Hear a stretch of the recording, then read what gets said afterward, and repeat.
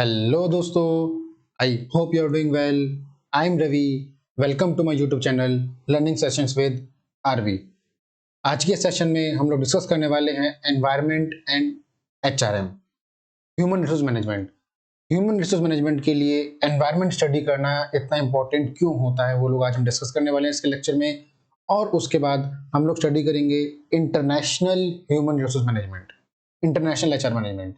Then we will study about industrial revolutions के साथ साथ एचआर प्लानिंग में, एचआर मैनेजमेंट में क्या क्या चेंजेस आए हैं, किन किन फोकस एरियाज पे अब ध्यान दिया जाता है जो कि पहले नहीं दिया जाता था। लास्ट में हम लोग डिस्कस करेंगे आज के सेशन में कि आर्टिफिशियल इंटेलिजेंस आने के बाद, एआई आने के बाद एचआर मैनेजमेंट में क्या क्या चेंजेस आए हैं और क्या क्या बेनिफिट्स एचआर मैनेजमेंट को मिले हैं।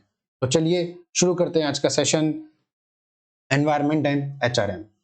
सबसे पहले हम लोग स्टडी करते हैं ऑर्गेनाइजेशनल एनवायरनमेंट, जिसको हम दो हिस्सों में बांटते हैं, एक्सटर्नल फैक्टर्स और इंटरनल फैक्टर्स।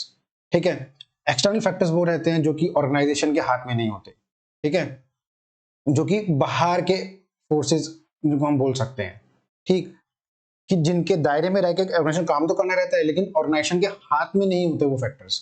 ठीक है, उनके साथ मिलकर चल सकते हैं भले ही, लेकिन उनको एक ऑर्गेनाइजेशन चेंज नहीं कर सकता। जैसे कि गवर्नमेंट रेगुलेशंस, ठीक है, हमें और गवर्नमेंट रेगुलेशंस के दायरे में रह के जो भी गवर्नमेंट ने, वहाँ के सेंट्रल गवर्नमेंट ने, वहाँ के स्टेट गवर्नमेंट ने जो भी रूल्स एंड रेगुलेशन बनाए हैं, हमें उनके हिसाब से काम करना होता है, उनको मान के चलना होता है। हम कोई भी ऑर्गेनाइजेशन उनको चेंज नहीं कर सकती है। ठीक है, इकोनॉमिक कंडीशंस, हम जिस भी कंट्री में अपना बिजनेस लेके जा रहे हैं या जिस कंट्री में अपना बिजनेस, मान लो हम इंडिया में अपना बिजनेस सेटअप करते हैं, तो जिस स्टेट में अपना बिजनेस सेटअप करेंगे, जिस कंट्री में अपना बिजनेस सेटअप करेंगे, तो वहाँ की इकोनॉमिक कंडीशंस भी हमारे बिजनेस को इम्पैक्ट करेंगी। ठीक है, जो बच्चे इंटरनेशनल रिलेशंस को ध्यान में रखते होंगे, उनके बारे में पढ़ते होंगे, उनको अच्छे से पता होगा कि अभी की इकोनॉमिक कंडीशंस जो है, यूरोप के क्या हालात हैं, रशिया यूक्रेन वॉर के बाद यूरोप के क्या अभी हालात चल रहे हैं, या रशिया का क्या हालात चल रहे हैं। आप इवन यूएसए की भी इकोनॉमिक कंडीशंस अभी इतनी अच्छी नहीं है, और उस सब के बावजूद इंडिया की अगर जीडीपी ग्रोथ रेट देखोगे आप लोग, तो वो 6.57% चल रही है।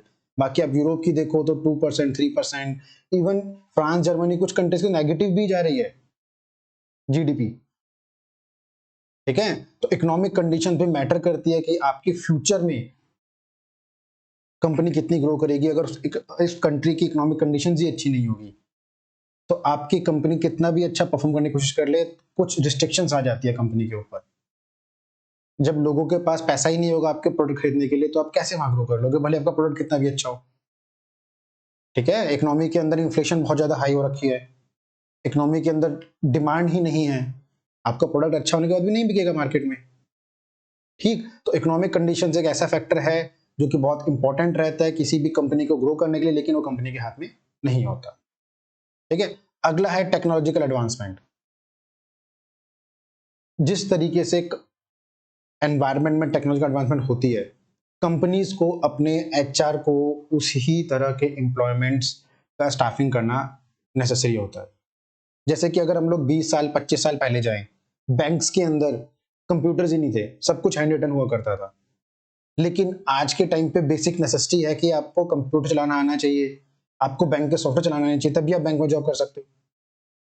ठीक है, तो इसीलिए पहले जो क्वालिफिकेशंस मांगी जाती थी वो 8th 10th 12th मांगी जाती थी। आज के टाइम पे बैंक्स में जॉब करना तो ग्रेजुएशन नेसेसरी है, साथ में वो कंप्यूटर आना चाहिए क्योंकि दिन भर आपको काम उसमें करना है। तो मैं आपको एग्जांपल दे रहा हूँ। साथ ही अगर आप किसी ऑटोमोबाइल कंपनी में जाएंगे, तो वहां की टेक्नोलॉजिकल एडवांसमेंट के हिसाब से आपकी क्वालिफिकेशन मांगी जाएगी एचआर द्वारा। ठीक, जैसे आप इन्फोसिस हो गया, टीसीएस हो गया, तो टेक्नोलॉजिकल एडवांसमेंट के हिसाब से जो एचआर की नीड्स होती हैं वो भी डिपेंड करती हैं। ठीक है, वर्क फोर्स डेमोग्राफिक्स, जैसे आप वेस्टर्न कंट्रीज में देखिए तो वहां पे वुमेन भी इक्वली वर्क करती है कंट्री में, मतलब कंट्रीब्यूट करते हैं कंट्री में। ठीक, आप इंडिया में देखो लड़कियों को पढ़ाया जाता है, ठीक है, लेकिन अपॉर्चुनिटीज नहीं मिलती एज इक्वल एज मेंस। तो वो भी बहुत बड़ा फैक्टर होता है वर्कफोर्स डेमोग्राफिक का, कि इकोनॉमी में आपको वर्कफोर्स किस तरह की मिलेगी। ठीक है, ऐसा नहीं कि इंडिया में लड़कियों को काम नहीं करना जाता, लेकिन आप परसेंटेज देखोगे तो बाकी वेस्टर्न कंट्रीज के मुकाबले इंडिया में लड़कियों को कम अपॉर्चुनिटीज दी जाती है जॉब करने की। ठीक है, लीगल फैक्टर्स भी बहुत मैटर करता है एचआर के लिए, एचआर मैनेजमेंट के लिए। किसी भी कंट्री में या किसी भी इकोनॉमी में हायर करने के लिए, क्योंकि वहाँ के जो लॉज होते हैं, लेबर लॉज हो गए, वर्कमैन कंपनसेशन फंड जो हो गया, सब चीज़ों को आपको कंप्लाई करना पड़ता है और अपने जो एम्प्लॉयज़ हैं उनके साथ फेयरली बिहेव करना होता है। ठीक है, दूसरे हैं हमारे इंटरनल फैक्टर्स। इंटरनल फैक्टर्स कौन से होते हैं? जो ऑर्गेनाइजेशन के अंदर ही लाई करते हैं, जैसे कि ऑर्गेनाइजेशनल स्ट्रक्चर, कि आपका ऑर्गेनाइजेशन का स्ट्रक्चर किस तरीके का है। ठीक है, स्ट्रक्चर्स आप बोल सकते हो दो तरह के बेसिकली होते हैं, एक फंक्शनल स्ट्रक्चर होता है, डिपार्टमेंटलाइजेशन होता है। ठीक, कि आप जो है अपने प्रोडक्ट्स को या अपनी कंपनी को फंक्शंस के हिसाब से अलग अलग बांट रहे हो या डिपार्टमेंट्स में बांट रहे हो। इसका एक एग्जांपल देता हूं आपको समझाने के लिए अच्छे से, कि एक टाटा कंपनी मान लो, ठीक है, टाटा ग्रुप। अब टाटा ग्रुप ऐसा तो है नहीं कि एक ही प्रोडक्ट के ऊपर स्ट्रिक्ट है। टाटा ग्रुप का टाटा मोटर्स भी आता है, टाटा स्टील भी है, अब उन्होंने एयर इंडिया परचेज कर लिया है। ठीक, तो अब टाटा ग्रुप अपनी सब कंपनीज को किस तरीके से ऑर्गेनाइजेशनल स्ट्रक्चर के अंदर मैनेज करता है, वो मैटर करता है। ठीक है, रिलायंस इंडस्ट्रीज है, ऐसा तो है नहीं कि रिलायंस इंडस्ट्री एक ही चीज कर रही है। ठीक, जैसे मेटा लगा लो, मेटा के अंदर क्या है? मेटा के अंदर आपका फेसबुक आता है, इंस्टाग्राम आता है, व्हाट्सएप आता है, और भी कई सारी कंपनीज आती हैं। तो आपका जो ऑर्गेनाइजेशन स्ट्रक्चर है उसके हिसाब से आपको एचआर प्लानिंग करनी होती है, एचआर मैनेजमेंट करना होता है। ठीक है, तो सब कंपनीज का स्ट्रक्चर अलग होता है, तो उसके हिसाब से वो लोग मैनेजमेंट करते हैं। अगला है ऑर्गेनाइजेशनल स्ट्रेटजी, कि आपकी ऑर्गेनाइजेशन स्ट्रेटजी क्या है। तो आप अपनी स्ट्रेटजीज के हिसाब से ही अपना ह्यूमन रिसोर्स प्लान करेंगे और उसको मैनेज करेंगे। जैसे कि अब कोई नई कंपनी है, नई कंपनीज का क्या होता है कि उनको कस्टमर्स बढ़ाने के लिए वो लोग अपने प्रोडक्ट की क्वालिटीज के ऊपर ज्यादा ध्यान देते हैं। प्रोडक्शन जो डिपार्टमेंट होता है वहां पे ज्यादा फोकस करते हैं। ठीक, फिर जब उनका ग्रोइंग स्टेज आता है तो फिर मार्केटिंग पर ज्यादा, मार्केट में ज्यादा एचआर जो होता है मार्केटिंग लोग ज्यादा हायर करता है, सेल्स टीम को ज्यादा हायर करता है जब ग्रोइंग स्टेज आती है। ठीक है, ऑर्गेनाइजेशनल कल्चर, अगला है हमारा ऑर्गेनाइजेशन कल्चर। जो आपका ऑर्गेनाइजेशन का कल्चर है, आप किस चीज को सपोर्ट करते हो, वो बहुत मैटर करता है एचआर मैनेजमेंट को। आज के टाइम पे आप कोई भी कंपनी नहीं बोल सकती कि हम लोग वुमेन को नहीं लेंगे कंपनी में।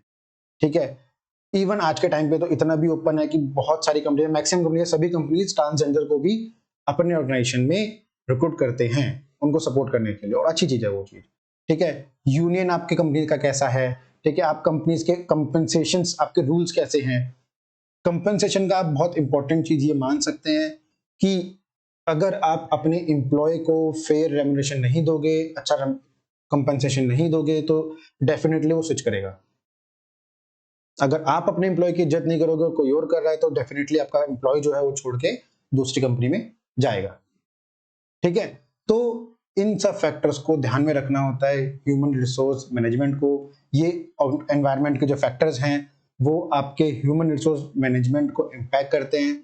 अब चाहे आप किसी का एमबीए करके किसी कंपनी के अंदर एज ए मैनेजर लगे या आप अपना बिजनेस खोलें, इन सब फैक्टर्स को आपको भी माइंड में रखना पड़ेगा। ठीक है, आगे चलते हैं internal factors which can be influence the HRM operations, कि ह्यूमन रिसोर्स मैनेजमेंट के ऑपरेशंस को इंपैक्ट करते हैं। कौन से इंटरनल फैक्टर्स है?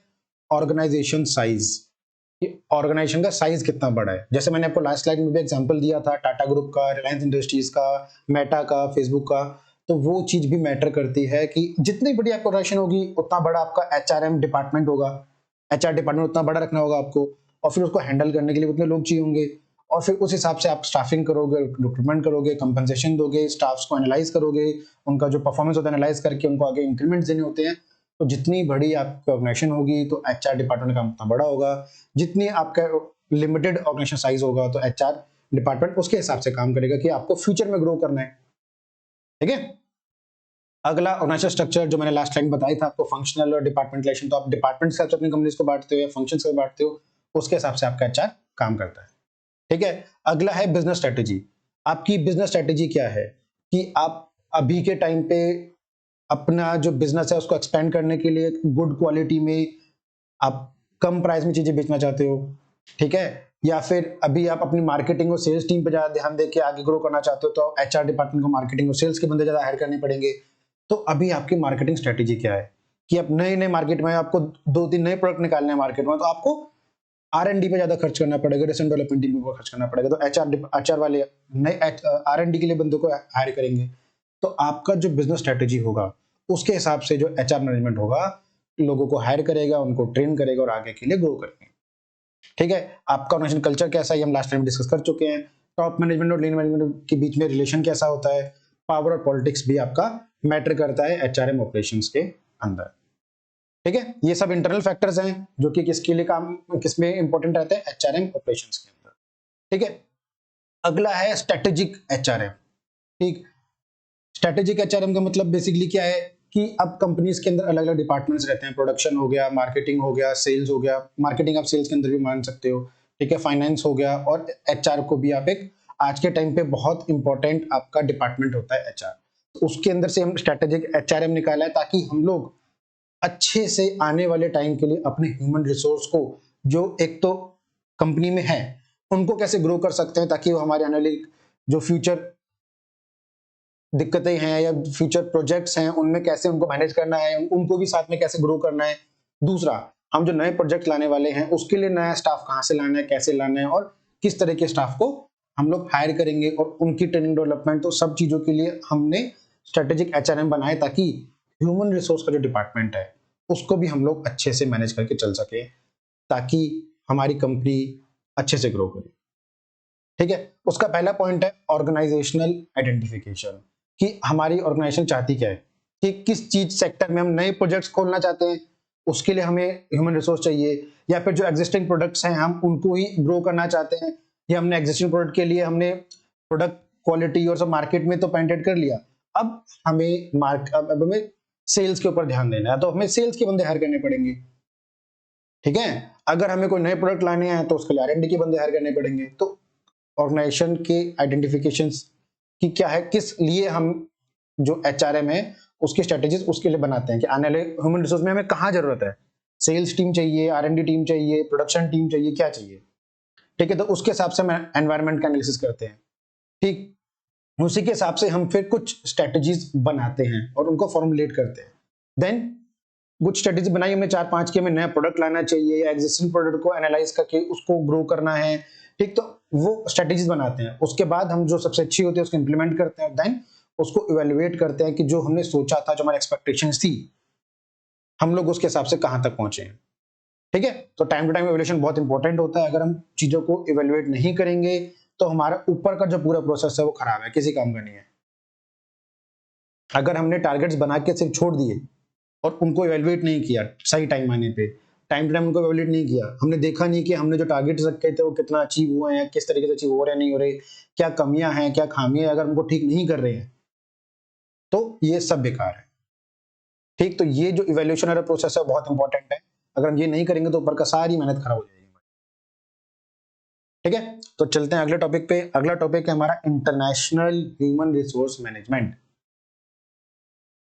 इसका आप लोग सब अच्छे से जानते होंगे, आप लोग एमबीए कर रहे हैं। ठीक, जो हमारे बड़ी बड़ी कंपनी और बड़े बड़े इंस्टीट्यूशंस होते हैं, जैसे आईआईटी हो गया, आईआईएम हो गया। ठीक, तो आईआईटीज के बंदों को बाहर की कंपनी जाके हायर करके ले जाती है। सैमसंग आएगा, सैमसंग आईटी के बंदों को लेकर चला जाएगा। ठीक है, यूएसए से आपका गूगल आएगा, फेसबुक आएगा, और वो लोग बड़ी खुशी खुशी जाते हैं। वो जाहिर सी बात है, अच्छा पैकेज मिलेगा, हर कोई जाएगा ही। लेकिन अगर आप एज कंपेयर टू अपने देश के लिए देखो तो हमारे लिए तो वो चीज गलत है ना, कि आप हमारे जो प्रीमियम इंस्टीट्यूशंस हैं, वहां के टॉपर्स को या वहां की क्रीम लेयर जो है उनको आप लोग उठा के अपनी कंट्री में ले जा रहे हो। अगर वही लोग इंडिया में रहें और इंडिया को सपोर्ट करें तो इंडिया भी तो ग्रो कर सकता है ना। इंटरनेशनल एचआरएम एक अच्छा कंसेप्ट है कि एक वर्ल्ड वाइड जो भी टैलेंटेड लोग हैं वो लोग मिलके अच्छी कंपनी बना सकते हैं, अच्छे प्रोडक्ट्स ला सकते हैं और चीजों को बढ़िया लेवल पे ग्रो कर सकते हैं। ठीक, लेकिन अभी के टाइम पे इंडिया के लिए वो चीज थोड़ी अच्छे लेवल पर नहीं हो रही है। क्यों? क्योंकि हमारे जो प्रीमियम इंस्टीट्यूशंस है वहां से बड़ी कंपनी, जो बाहर की कंपनीज होती है, मल्टीनेशनल कंपनीज, वो उनको हायर करके ले जाती है। नासा हो गया, गूगल है, फेसबुक है। ठीक, आपका जो सैमसंग बताया मैंने, मैं बहुत अभी 3-4 कंपनी बताई हैं, बहुत हजारों कंपनीज हैं। ठीक है, तो वो लोग हमारे प्रीमियम इंस्टीट्यूशन से जो हमारे क्रीम लेयर के स्टूडेंट्स होते हैं, जो आगे जाके हमारी इकोनॉमी को बहुत बड़े लेवल पे ग्रो कर सकते हैं। जैसे कि आपने देखा ही होगा, बहुत आईआईटीएंस हैं जैसे, जो कि अभी के टाइम पे इन्होंने बड़े बड़े स्टार्टअप्स बना के वो यूनिकॉर्न बना लिए हैं। ठीक, अगर ये ब्रेन ड्रेन होता ही नहीं जो इतने सालों से हो रहा है, 20-25 सालों से, शायद कितने सालों से ये ब्रेन ड्रेन हो रहा है हमारे बड़े बड़े प्रीमियम इंस्टीट्यूशन से, जो अच्छे स्टूडेंट्स हैं वो बाहर चले जाते हैं, अगर वो ना होता तो आज के टाइम पे इंडिया के जो हालात होते वो अलग लेवल पे होते। ठीक है, तो इंटरनेशनल एचआरएम अच्छा भी है, कंपनीज के लिए अच्छा है, लेकिन अगर इंडिविजुअल आप इंडिया के लेवल पे देखो, जब तक ये इस चीज का हम फायदा नहीं उठाते तो हमारे लिए नेगेटिव इम्पैक्ट करता है। अब हमारे यूनिकॉर्न्स जो है वो बाहर के अच्छे लोगों को हमारे यहाँ लेके आए तो हमें एज इंडियन उसका फायदा होगा। ठीक है, तो चलिए अब थोड़ा इंटरनेशनल एचआरएम को पढ़ लेते हैं। एचआरएम इन मल्टीनेशनल एंटरप्राइजेस, पहला आता है ह्यूमन रिसोर्स प्लानिंग। चाहे आप नॉर्मल कंपनी में ह्यूमन रिसोर्स करो या फिर बड़ी कंपनीज में करो, प्लानिंग हर जगह जरूरी है। स्टाफिंग, आपको रिक्रूटमेंट करना, उनका सिलेक्शन करना, उनकी ट्रेनिंग डेवलपमेंट करना, वो सब किस में आता है? स्टाफिंग में आ जाता है। स्टाफ का उनको कंपनी के अंदर ऑनबोर्ड करने के बाद उनका परफॉर्मेंस इवेल्युएशन करना, फिर जिन जिन जगह पे उन्हें जरूरत है, जिन जिन एरियाज में उनको जरूरत है उसमें ट्रेनिंग और डेवलपमेंट देना ताकि वो कंपनी को और अच्छे से बेनिफिट्स दे पाए। उनका कंपनसेशन अच्छा रखना, उनको बेनिफिट्स देना, कंपनी लेवल जो बेनिफिट्स होता है, हेल्थ और सेफ्टी के ऊपर ध्यान देना और लेबर रिलेशंस के ऊपर भी ध्यान देना। आज के टाइम पे एचआर बहुत ज्यादा स्टाफ के साथ रिलेशन बना के रखते हैं, उनसे कांटेक्ट में रहते हैं, उनसे, ये एक बहुत अच्छा साइन है बड़ी कंपनीज के लिए, बड़ी कंपनीज का, जो कि वो अपने एम्प्लॉयज के लिए बहुत ज्यादा अच्छे गुड रिलेशन बना के रखते हैं, ताकि जो कि एट द एंड वो ये है कि स्टाफ को सिर्फ आपको हायर करके उनको ट्रेनिंग डेवलपमेंट देना वो इंपॉर्टेंट है, अच्छा काम ज्यादा इंपॉर्टेंट है। मेन आप फायदा स्टाफ्स का तब उठा सकते हो, एम्प्लॉयज का तब उठा सकते हो जब आप उनको रिटेन कर पाओ। ऐसा ना हो कि आप 6 महीने 1 साल उनको हायर करो और फिर उनको ट्रेनिंग डेवलपमेंट दो और जब आपको काम कराने की बारी है तो वो चले जाए दूसरी कंपनी में। तो एम्प्लॉयज रिटेंशन भी बहुत इंपॉर्टेंट है आज के टाइम पे, और वो एचआर वाले अच्छे से जानते हैं, इसीलिए आज के टाइम पे वो लेबर रिलेशंस को भी बहुत ध्यान देते हैं। ठीक है, अगला टॉपिक है हमारा इंटरनेशनल एचआरएम फंक्शंस। ठीक, बहुत आसान है प्लानिंग करना, मतलब टॉपिक आसान है, वैसे इंटरनेशनल एचआरएम आसान नहीं है। ठीक, प्लानिंग करना कि आपके जो, मान लो फेसबुक है, फेसबुक को नए कुछ भी नया ऐप लॉन्च करना है या कुछ अपने ही फेसबुक के अंदर कुछ नए फीचर्स लेके आने हैं, तो उसके लिए प्लानिंग करनी पड़ेगी, कितना स्टाफ चाहिए, किस हिसाब से चीजें करनी है, उनको क्या ट्रेनिंग एंड डेवलपमेंट देना है। ठीक है, तो हायरिंग उस हिसाब से करते हैं कि इतने स्टाफ की रिक्वायरमेंट है, हायरिंग के बाद स्टाफिंग, उनका अप्रेजल, उनका कंपनसेशन सिस्टम कैसे रखना है, उनको ट्रेनिंग के हिसाब से देनी है। ठीक, तो ये सब फंक्शंस किसके हैं? इंटरनेशनल एचआरएम के। एचआरएम के बेसिक यही होते हैं। ठीक है, ज्यादा कोई डिफरेंस है नहीं। अगला पढ़ते हैं हम लोग कि कौन कौन से चैलेंजेस फेस करते हैं ग्लोबल एचआरएम। पहला कल्चरल डिफरेंसेस, जो कि बहुत इंपॉर्टेंट है। अगर वेस्टर्न कंट्रीज इंडिया में आती है, अब इंडिया के अंदर ही आप लोग देख लो कि कितनी डाइवर्सिटी है, कि आप पंजाब देख लो, हरियाणा देख लो, यूपी, मतलब स्टेट वाइज स्टेट हमारे यहाँ कल्चरल डिफरेंसेस आ जाते हैं। ठीक है, तो इंडिया के अंदर ही कितनी कल्चरल डिफरेंसेस हैं। तो जो बाहर की कंपनीज होती हैं, मान लो कोई यूरोप की कंपनी है या अमेरिका की कंपनी है, तो उनको अगर वो यहाँ से अगर एम्प्लॉयज को हायर करते हैं, तो अब वो वहां, मान लो किसी इंडिया ही नहीं, चलो इंडिया से हायर कर रहे हैं, कुछ चाइना से हायर कर रहे हैं, कुछ जापान से हायर कर रहे हैं, कुछ पाकिस्तान से हायर कर रहे हैं, कुछ सऊदी अरेबिया से हायर कर रहे हैं, तो उन सबको जब वो लोग एक जगह बैठा के काम करेंगे तो जाहिर सी बात है कि कल्चर डिफरेंसेस आएंगे। अब उन सबको कैसे मैनेज करके चलना है वो कंपनी को देखना है। आप बड़े बड़े इंप्लॉयज तो ले आए, अच्छे अच्छे प्रीमियम इंस्टीट्यूशन से उठा के इंप्लॉयज ले आए, ठीक है, स्टूडेंट्स को उठा के ले आए, लेकिन अब उनको साथ बैठा के काम कैसे करना है वो भी बहुत इंपॉर्टेंट होता है ग्लोबल एचआरएम में। ठीक है, अगला होता है लीगल कंप्लायंस। लीगल कंप्लायंस किस तरीके से कि आप जिस कंट्री में काम कर रहे हो, ठीक है, मान लो आपका हेडक्वार्टर तो फेसबुक का हेडक्वार्टर तो यूएसए में है, लेकिन अगर वो इंडिया में आके अपना ऑफिस खोलता है और यहाँ पे स्टाफिंग करता है और यहाँ पे फेसबुक इंडिया का अपना या गूगल इंडिया का जो रहता है अपना ऑफिस खोलते हैं, वहां पे स्टाफिंग करके जो इंडिया की टीम बनाते हैं, ऑफिस बनाते हैं इंडिया का, तो उसके अंदर आपको लीगल कंप्लायंस इंडिया के हिसाब से, रूल्स एंड रेगुलेशंस के हिसाब से फॉलो करने पड़ेंगे, जो आपका गूगल इंडिया या फेसबुक इंडिया है, तो यहाँ के आप एम्प्लॉयज हायर करके यहाँ पे जो भी काम करा रहे हो। ठीक है, तो लीगल कंप्लायंस भी आपको पूरे करने होता है अगर आप अपना कोई ऑफिस किसी और कंट्री में ओपन कर रहे हैं तो वो भी ध्यान रखना होता है। ठीक है, लैंग्वेज बैरियर होता है, जाहिर सी बात है, जैसे मैंने आपको पहले ही बताया कि आप कुछ चाइना से हायर कर रहे हो, कुछ जापान से, क्योंकि आप खुद देखो ना कि कई बार ऐसा होता है कि आपको इंग्लिश आती है लेकिन फॉरेनर्स इंग्लिश बोलते हैं तो आप कुछ चीजें नहीं समझ पाते, तो उसी को लैंग्वेज बैरियर बोलते हैं कि भले ही दोनों इंग्लिश में बात कर रहे हैं लेकिन फिर भी चीजें नहीं समझ पा रहे हैं। ठीक, लैंग्वेज बैरियर हो गया। डिस्टेंस एंड टाइम जोन्स, कि एक कंपनी का ऑफिस अमेरिका में है, एक कंपनी का ऑफिस इंडिया में है, फिर जापान में है, अब उनमें टाइम भी डिफर कर रहा है, तो मीटिंग्स रखनी है या फिर जो भी चीजें, तो टाइम जोन्स और डिस्टेंस की वजह से कॉम्प्लिकेशंस आती हैं ग्लोबल एचआरएम में। ठीक है, अगला वही रिक्रूटमेंट करना थोड़ा मुश्किल होता है ग्लोबल एचआरएम में, और रिटेंशन तो सब जगह ही मुश्किल होता है, चाहे ग्लोबल करो या फिर नॉर्मल एचआरएम करो, रिटेंशन बहुत इंपॉर्टेंट होता है ह्यूमन रिसोर्स मैनेजमेंट के अंदर। ठीक है, चलिए चलते हैं अगले टॉपिक के ऊपर, अपना एचआर एनालिटिक्स। इसके 3 फेज है बेसिकली, पहला है डिस्क्रिप्टिव एनालिटिक्स, दूसरा है कोरिलेशन एनालिटिक्स और तीसरा है फ्यूचरिस्टिक या फिर आप बोल सकते हो पर्सपेक्टिव या प्रेडिक्टिव एनालिटिक्स। तो इसके अंदर पहला बेसिक में क्या है कि जो एचआर होता है helps in understanding the present situation और इंप्रूविंग फ्यूचर डिसीजंस। बहुत बेसिक है, ठीक, कि ये आप छोटे बिजनेसमैन भी अपने आप खुद कर लेते हैं चीज, तो ठीक है, उनको इस चीज के लिए अच्छा की जरूरत नहीं है कि अभी हमारे प्रेजेंट सिचुएशन क्या है और फ्यूचर में हम लोग कैसे इसको बढ़िया कर सकते हैं, तो वो हमारा क्या होता है एचआर एनालिटिक्स का फेज 1 है। ठीक है, अगला आता है कोरिलेशन एनालिटिक्स। इसके अंदर क्या helps in understanding the relationship between variables not कॉजेशंस।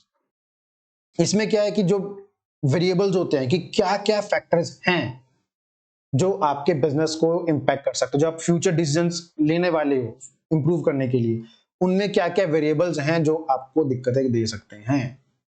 ठीक, अगला और जो मेन आता है फ्यूचरिस्टिक एनालिटिक्स, उसमें क्या है largely used for predictive HR decisions position to get deeper insight. जो हमने यहाँ वेरिएबल्स को डिस्कस किए थे उनके डीप मतलब उनको बहुत अच्छे से एनालाइज करते हैं deeper insight as so the improve decision for better decision outcomes, ताकि हमारे डिसीजन जो हैं वो बहुत एक्यूरेट हो सके।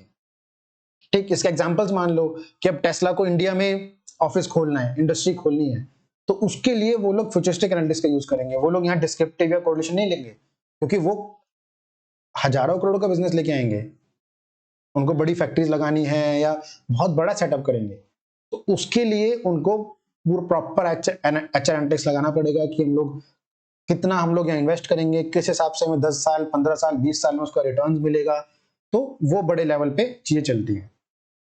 ठीक है, अगला है हमारा fourth impact of fourth industrial revolution on HRM. जैसे आप सबको पता होगा कि हमारे 4 इंडस्ट्रियल रेवोल्यूशन है, अभी चौथा चल रहा है। पहला मैकेनाइजेशन था जो कि 18 सेंचुरी से लेट 18 से अर्ली 19 तक चला था। ठीक है, machine replace animal and labour, यहाँ पे मशीन्स ने जो कि फैक्ट्रीज बोल सकते हो कि एक बारी को सेटअप्स हुई थी। अब हमारा सेकंड इंडस्ट्रियल रेवोल्यूशन जो था मास प्रोडक्शन के ऊपर था, कि मशीन्स बड़ी बड़ी मशीन्स लगी और जिन्होंने जो छोटे बिजनेस थे उनको कम कर दिया, कि बड़े लेवल प्रोडक्शन हो रहे थे, जो लेट 90s से लेके मिड 20s तक आए थे। ठीक, थर्ड रेवोल्यूशन जो आया वो आया डिजिटल रेवोल्यूशन के ऊपर, ग्लोबलाइजेशन के ऊपर। ठीक है, जहाँ पे internet, world wide web, globalisation second half of the 20th century and early 21st century. ठीक है, अब जो फोर्थ इंडस्ट्रियल रेवोल्यूशन आने वाला है वो है ऑटोमेशन के ऊपर, एनालिटिक्स के ऊपर, इंटरनेट ऑन थिंग्स के ऊपर। ठीक है, आईओटी बोलते हैं उसको। तो वो है cyber physical devices, analytics, internet of things. ठीक, अब इन चीजों के ऊपर जो है अर्ली 21st सेंचुरी और जो भी टिल जो चल रहा है और आगे वाले टाइम पे भी फोर्थ इंडस्ट्रियल रेवोल्यूशन आएगी जो कि इन चीजों के ऊपर ज्यादा ध्यान देगी। बेसिक ये पढ़ने का मतलब ये था हमारा कि आने वाले टाइम पे जो ह्यूमन रिसोर्स मैनेजमेंट है वो इन चीजों के ऊपर ज्यादा ध्यान देने वाली है, इस चीजों को लेकर ज्यादा ह्यूमन रिसोर्स की रिक्वायरमेंट होगी और कंपनीज जो है इस चीजों को लेकर ज्यादा ह्यूमन रिसोर्स हायर करेंगे। ठीक है, ये हमारा फोर्थ इंडस्ट्रियल रेवोल्यूशन। जो फर्स्ट था हमारा steam engine, second assemble engine, मतलब एक तरह से उन्होंने समझाया हुआ उसको थोड़ा आसान करने के लिए। ठीक, यहाँ पे ड्यूरेशन भी दिया हुआ है कि कंप्यूटिंग, इंटरनेट और न्यूक्लियर एनर्जी के ऊपर। लेकिन अब जो फोर्थ इंडस्ट्रियल रेवोल्यूशन आने वाला है वो डिजिटलाइजेशन के ऊपर, डिजिटल बिजनेसेस के ऊपर। जबकि आप देख सकते हो एप्लीकेशंस कितने आ गए हैं, आप घर बैठे खाना मंगा सकते हो फोन से। कितना डिजिटल इंडिया, मतलब इंडिया या डिजिटलाइजेशन हो रहा है कितने बड़े लेवल पे। ठीक है, आप यूपीआई देखो, पहले आपको अगर बैंक से पैसे निकालने थे तो आपको चेक लेके लाइन में लग के पहले आप पैसे निकालोगे या उसको चेक से ही किसी और बंदे को ट्रांसफर करो, 2 या 3 दिन में आपका जाता था। आज के टाइम पे क्या है, आपने क्यूआर कोड स्कैन किया, 2 सेकंड के अंदर पैसे उसके अकाउंट में। तब सोचिए चीजें पिछले 4-5 सालों में, 10 सालों में कितनी ईजी हुई हैं बिकॉज ऑफ मोबाइल डिवाइसेस। ठीक है, तो डिजिटलाइजेशन से लोगों के काम आसान हुए हैं। तो फोर्थ इंडस्ट्रियल रेवोल्यूशन किस चीज के ऊपर है, मेनली डिजिटलाइजेशन के ऊपर है। Internet of things platform, location detector technologies, advances human machine interfaces, authentications and fraud detection, 3D printing, smart sensors, big data analytics, ठीक है, AR, cloud computing, multi level customer interactions, ठीक है। तो ये सब चीजें जो हैं वो आने वाली इंडस्ट्रीज हैं। तो अभी भी इन चीजों पे बहुत फोकस हो रहा है, और आने वाले कुछ सालों में भी इन चीजों के ऊपर ही ज्यादा बिजनेस होगा या पैसा आने वाला है, ठीक है। आज का लास्ट टॉपिक है हमारा artificial intelligence and HR management, कि किस तरीके से हम लोग आर्टिफिशियल इंटेलिजेंस को यूज करके अपने HR मैनेजमेंट को इंप्रूव कर सकते हैं, उसमें नई नई चीजें ऐड कर सकते हैं, उसको प्रोसेस को इजी बना सकते हैं, ठीक है। किस तरीके से हम लोग AI का यूज करके अपने HR मैनेजमेंट को इंप्रूव कर सकते हैं। ये देखिए, where does AI fit into HR। पहला, रिक्रूटमेंट के टाइम पे HR यूज हेल्प कर सकता है, बिल्कुल कर सकता है। Dynamic career sites, smart sourcing, ठीक है, जैसे लिंक्डइन हो गया या बाकी और भी naukri.com, कितने सारे आपके रिक्रूटमेंट के लिए एप्स हैं। तो वहां पे आप बता सकते हो या फिल्टर कर सकते हो कि आपको ये रिक्वायरमेंट है एम्प्लॉयज के लिए, तो उस हिसाब से आपको प्रोफाइल्स मिल जाएंगी। आपका HR वहां पे कॉलिंग कर सकता है, ठीक, आपको कितना एक्सपीरियंस बंदे चाहिए, कौन से क्वालिफिकेशन वाले बंदे चाहिए, ठीक, कौन कौन सी लैंग्वेज जानने वाले बंदे चाहिए, एम्प्लॉयज चाहिए, तो उस हिसाब से आपको रिक्रूटमेंट में आसानी होती है। AI की मदद से बोल सकते हो या डिजिटलाइजेशन की मदद से बोल सकते हो। उसके बाद सिलेक्शन होगा, फिर ऑन बोर्डिंग, परफॉर्मेंस जो होगा उनका, ऑटोमेटेड मैसेज, ठीक है, क्रिएटिव वीडियोस, उसके बाद सक्सेशन, डेवलपमेंट में आपका एंगेजमेंट, कि HR अपना चैटबॉट बना दे कि एम्प्लॉयज उनसे बात कर सकें। HR भी नॉर्मली अभी के टाइम पे तो इतना नहीं हुआ कि HR चैटबॉट आया, कि कुछ कंपनी मतलब कुछ बड़ी कंपनीज कर रही हो तो अलग बात है, नॉर्मली अभी बेसिक कंपनीज में HR चैटबॉट नहीं आया है, लेकिन हम इन चीजों को ला सकते हैं इन फ्यूचर, कि एम्प्लॉयज अपने जो भी इश्यूज हैं वो वहां डिस्कस कर सकते हैं, ठीक है। एंगेजमेंट सर्विस करवा सकते हैं हम लोग AI के जरिए, ठीक। लर्निंग बहुत इजीली, लर्निंग का हम बोल सकते हैं कि हम लोग AI के जरिए लर्निंग प्रोवाइड कर सकते हैं एम्प्लॉयज को, स्टाफ को, ठीक है, ट्रेनिंग दे सकते हैं, स्किल डेवलपमेंट दे सकते हैं, ठीक। तो ये सब AI जो है वो हेल्प कर सकता है HR को इन प्लानिंग, रिक्रूटमेंट, हर चीज में कर सकता है, ठीक है, उसको HR को इंप्रूव करने के लिए, काम आसान करने के लिए, ठीक। तो दैट्स ऑल फॉर टुडे। ये तब आज का हमारा सेशन। आपको अच्छा लगा हो तो लाइक कीजिए, और कुछ भी क्वेरी हो तो कमेंट कर सकते हैं बिल्कुल। और that's all for today. Have a nice day.